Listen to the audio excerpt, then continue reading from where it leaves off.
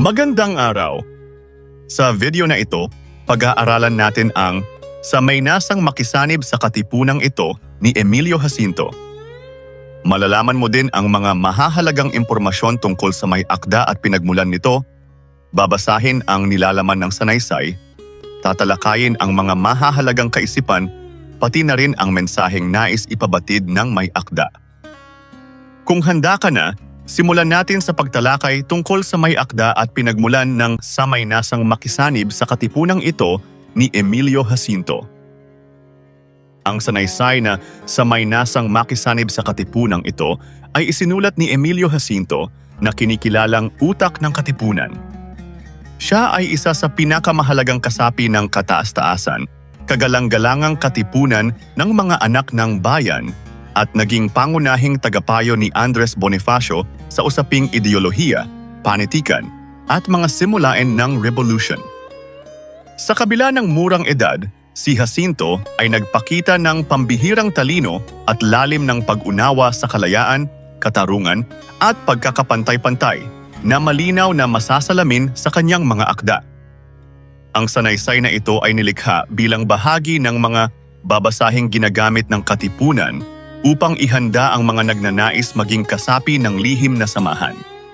Hindi ito isang akdang pampanitikan lamang, kundi isang opisyal na sulating naglalaman ng mga paliwanag hinggil sa kalikasan ng samahan, ang inaasahang asal ng mga kasapi at ang seryosong tungkuling kaakibat ng pagsapi.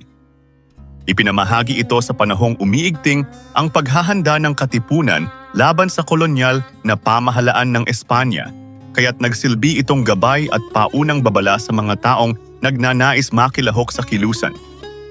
Bilang bahagi ng panitikang revolusyonaryo, ang sanaysay ay nagpapakita ng malinaw na layuning maglinaw at magbigay oryentasyon, upang ang sinumang papasok sa katipunan ay may sapat na kamalayan sa uri ng samahang kanyang sasalihan. Sa ganitong paraan, ginamit ni Emilio Jacinto ang panitikan hindi lamang bilang medium ng pagpapahayag, kundi bilang kasangkapan sa paghubog ng disiplina at kamalayan ng mga revolusyonaryong Pilipino. Ngayon naman ay basahin natin ang nilalaman ng Sa May Nasang Makisanib sa Katipunang Ito ni Emilio Jacinto.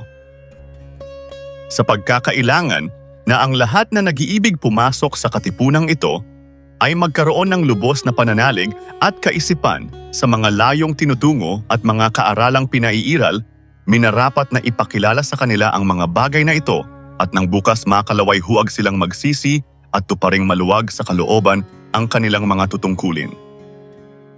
Ang kabagayang pinag-uusig ng katipunang ito ay lubos na dakila at mahalaga. Papagisahin ang loob at kaisipan ng lahat ng Tagalog sa pamamagitan ng isang mahigpit na panunumpa, upang sa pagkakaisang ito'y magkalakas na wasakin ang masinsing tabing na nakabubulag sa kaisipan at matuklasan ang tunay na landas ng katuwiran at kaliwanagan.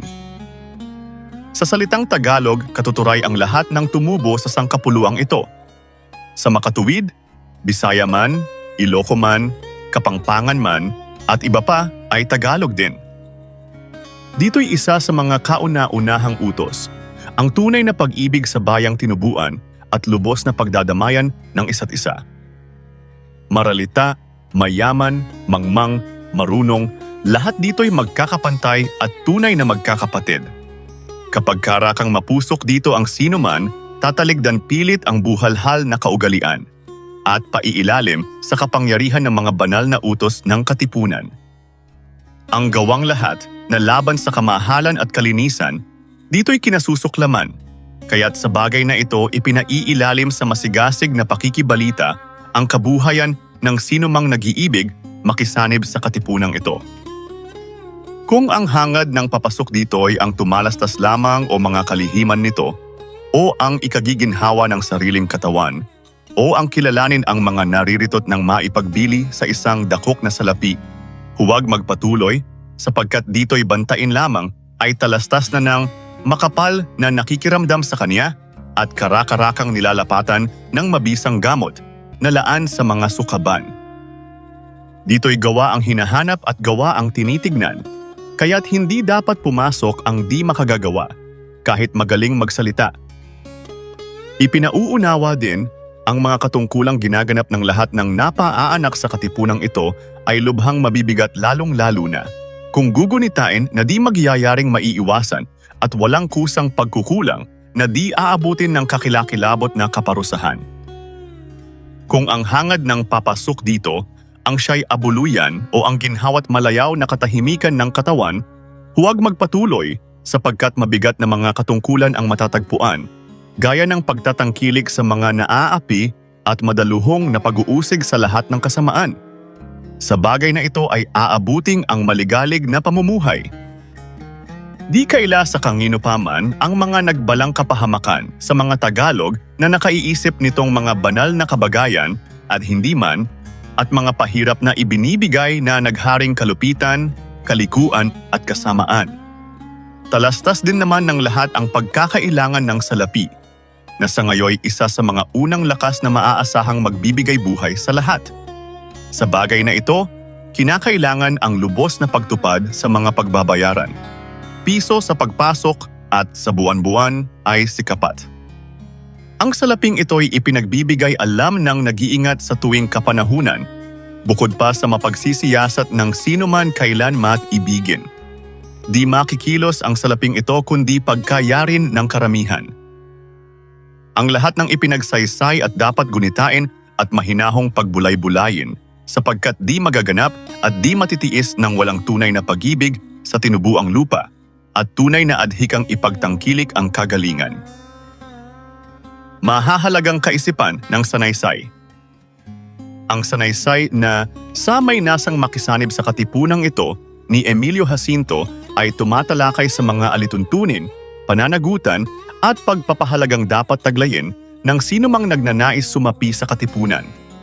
Ipinapakita rito na ang pagsapi ay hindi basta desisyon lamang, kundi isang seryosong paninindigan na nangangailangan ng lubos na pananalig, disiplina at tunay na pag-ibig sa bayan.